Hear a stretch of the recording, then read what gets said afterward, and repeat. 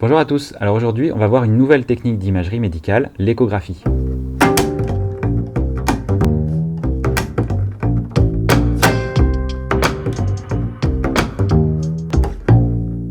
Alors l'échographie, c'est une technique d'imagerie médicale qui repose sur les ultrasons, et en particulier sur un phénomène physique qu'on appelle l'écho.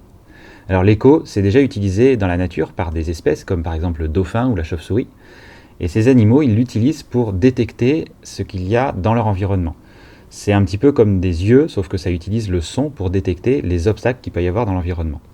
Donc l'écho, c'est tout simplement un son qui est émis par un émetteur de son et qui va rebondir sur un obstacle, comme par exemple un mur, et ce son va revenir dans la direction opposée et va revenir vers la source de son. Et donc ce phénomène d'écho peut être utilisé pour mesurer la distance qui sépare l'émission de son et l'obstacle. Quand on connaît la vitesse de propagation du son dans le milieu en question, par exemple dans l'air, et qu'on peut mesurer le temps que le son a mis pour revenir vers la source d'émission de son, on peut en déduire la distance qui sépare la source de l'obstacle.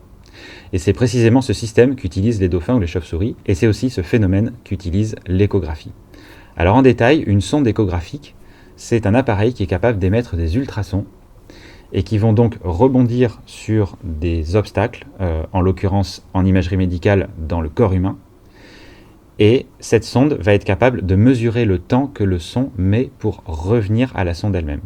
Alors par exemple, quand on regarde cette sonde qui va émettre des ultrasons dans une direction un petit peu en forme d'éventail, s'il y a un obstacle qui est capable de refléter le son, donc de faire rebondir le son dessus, la sonde va détecter qu'il y a un objet à cet endroit-là. Et du même coup, derrière cet objet, s'il reflète complètement le son, on va avoir une zone d'ombre puisque tout ce qui se passe derrière sera indétectable par cette sonde.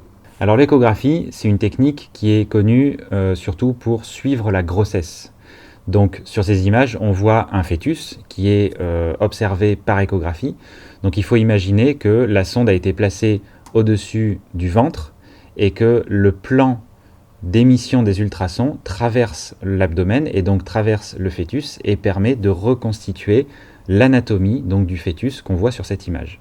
Au cours d'une échographie, on utilise un gel qui va permettre d'améliorer le contact entre la sonde et la peau de façon à ce que la transmission des ultrasons soit optimale. Et puis aussi, ce gel permet de lubrifier la peau de sorte à pouvoir manipuler la sonde le plus facilement possible. Selon ce qu'on veut regarder, on oriente la sonde dans un plan ou dans un autre pour pouvoir observer les organes sous un certain angle ou sous un autre. Et comme ça, on peut regarder les organes du fœtus, on peut regarder le squelette, mesurer les os, prendre tout un tas de mesures. Et donc ça permet de suivre l'évolution de l'embryon et du fœtus et donc de savoir si tout se passe bien.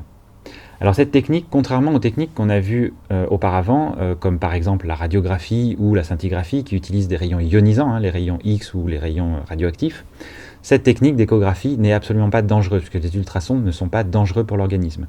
Et c'est d'ailleurs pour cette raison qu'on peut faire de l'imagerie chez une femme enceinte, parce que la radiographie est complètement proscrite, parce que c'est trop dangereux pour le développement du fœtus. Et donc l'échographie permet de faire de l'imagerie chez le fœtus ou l'embryon de manière non dangereuse. Et l'autre intérêt de cette technique, c'est aussi de faire de l'imagerie fonctionnelle. Par exemple, sur cette image, ce qu'on voit, c'est une analyse du cœur du fœtus. Donc on voit la morphologie du cœur, mais on peut aussi mesurer le rythme cardiaque et on peut aussi avoir une idée du flux sanguin à l'intérieur du cœur. Alors comment on fait ça ?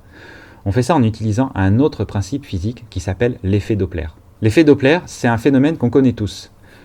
Quand il y a un camion de pompiers qui passe devant nous, on entend la sirène qui passe d'un bruit aigu à un bruit grave. C'est pareil avec une voiture de course qui passe, et c'est pareil avec une moto, c'est pareil avec n'importe quelle source de son qui passe devant nous. En fait, l'effet Doppler, c'est un effet par lequel, quand une source de son se déplace par rapport à nous, sa fréquence sonore est dépendante du mouvement qu'elle a par rapport à nous. Si la source se rapproche de nous, on va entendre un son plus aigu. Si la source s'éloigne de nous, on va entendre un son plus grave. Et alors cet effet Doppler, il est utilisé en l'ajoutant à l'échographie pour mesurer le flux de sang à l'intérieur des vaisseaux. Alors sur ce schéma, on voit un vaisseau avec le sang à l'intérieur qui circule. On voit les globules rouges qui sont des cellules qui sont à l'intérieur du sang. Et en positionnant une sonde à ultrasons au niveau de ce vaisseau, on est capable non seulement par écho de détecter la distance à laquelle se trouvent les éléments qui sont dans le sang, Mais par effet Doppler, on peut aussi mesurer la vitesse à laquelle ces globules avancent par rapport à la sonde qui émet les ultrasons.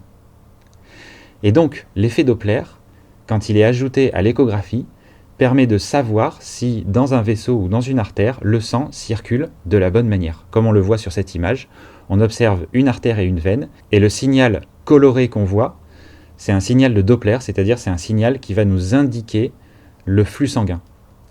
Donc le médecin utilise cette sonde d'écho-Doppler, non seulement donc par échographie pour voir la morphologie des vaisseaux, et par effet Doppler pour mesurer le flux sanguin et détecter s'il n'y a pas de problème à l'intérieur des vaisseaux.